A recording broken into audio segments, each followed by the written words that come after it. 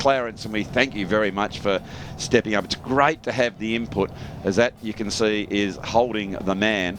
And it's a free kick, of course, now going to Donaghy, who steps that around, and that's a beautiful kick as he has put that one through, as Callan Donaghy will have a look at that on the Mood Food Reese kids do when they replicate their stars, and it, like as an example, pick the grass up when they're in a Telstra Dome, and they do it here, all those things. But that's great that they're up and about. That's a magnificent mark here leading out by Woodbury. Tell me about this young fellow, Michael. Nathan's been a strong player. Round 3 today is actually his 50th game. 50th game, at North fantastic. Hobart. Well, that's really good as he's going back. I tell you what, that was a very, very nice mark, and he has kicked truly. So that will give them a great deal of confidence, as I'm very keen to look at that forward thrust again on this Tommy Gapin. Gapin didn't quite get good purchase on it, but staying in front again is Hugh McCullum. At the back of the pack is done for North Hobart. He's under plenty of pressure. Is that might have just got a kick on that one, and very, very effective kick on goal. I'm just going to have another look on the Mood Food replay. I thought for a minute that North Hobart were trying to rush that one behind, and he passed back to Johnson, and he is away. It'll be a long raking kick with a little bit over 9.5 minutes gone. They need to hold on here, but that one's come over the back from McSpadden. And there, a towering play by Ling, but at weight of numbers, just a bit of lethargy shown there by North Hobart, Michael. They were actually following a little bit too much, and they probably had to be a bit more proactive and run with their players on that particular occasion. That's correct. You still have to look, as that has been deemed holding the ball. Not a lot of time to get rid of it, but that again is the direction from the AFL, Michael, that you've got to get rid of the ball very, very quickly this year, as that is a fantastic looking kick.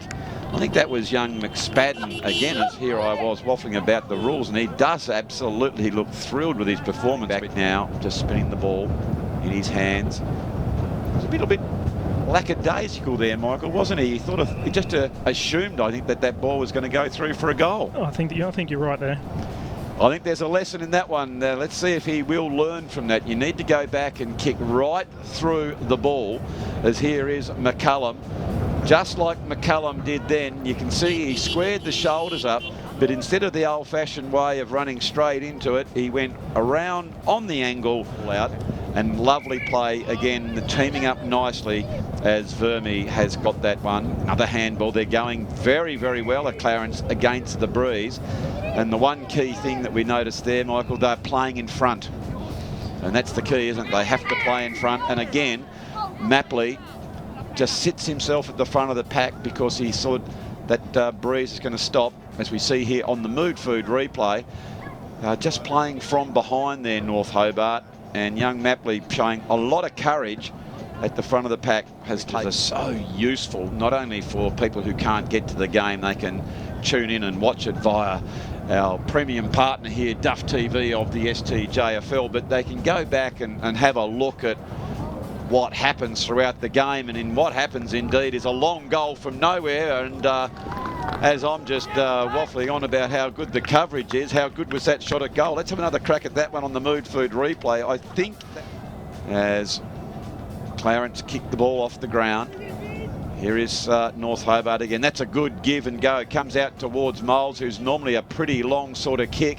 He goes bang straight towards the big sticks, and Moles has put that one through. There has been some terrific individual performances in this quarter, one by Zach Carmichael. And yeah, as you can see, he's got a good kick behind him and some strong arms above his head. He has, hasn't he? He's a very lanky young fella.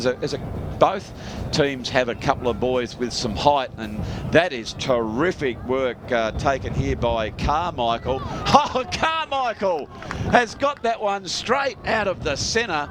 Well, they got the same Guernseys on. This reminds me of Melbourne in the grand final of 2021 when they just burst out of the set. Very creative in how he goes about his work. Clarence just getting that quick kick away as it goes over towards Lloyd Hurd. Hurd overruns at that particular occasion. So they've got the numbers here, all handballing back into a dangerous area. And that one has been put through for a goal. So good work there by the Roos to try and stay in the game as long as they can, because they will be coming home with a breeze. As well played there by Hurd. Hurd gets it back in towards the centre. That's a little chip kick by Mapley.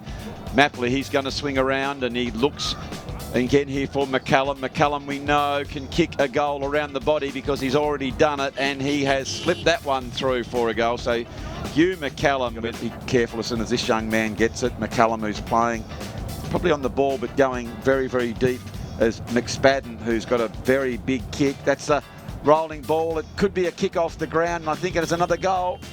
Well done there by Tommy Gapin. The opportunist goal from, I think he's playing all but from midfield or half forward flank. He roved that ball beautifully, and that's the second time that's happened, Michael, hasn't it? The ball's popped by McCallum. Huey McCallum is really showing all the skills here, whether it be across the body kicks or tackles, and have a look at the open forward line here. So this is big opportunity for Clarence as they get it inside their forward 50 for the first time, and all was off the side, but Riley Walters has put that a little bit short as Stefanovic picks that one up. Clarence have the numbers. They look to bring their teammates in, and Tom Gapin, who runs through that midfield, just playing the kick behind the ball.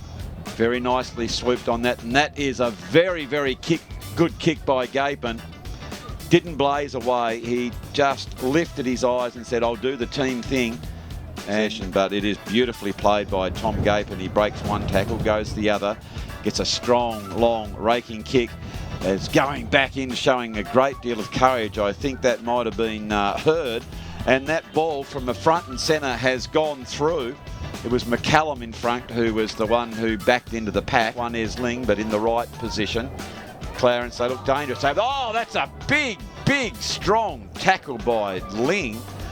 I tell you what, now here is McCaffrey. McCaffrey is on the bottom of the pack here, trying to get that one out. As the umpire said, it is not going to go away, and it's going to be a ball up. In fact, there isn't going to be a ball up as the siren has gone. It's all over here, ladies and gentlemen, and it is Clarence, as we just check the Brighton's best Bakehouse scoreboard. Clarence 11-8-74, defeating North Hobart 4-7-31.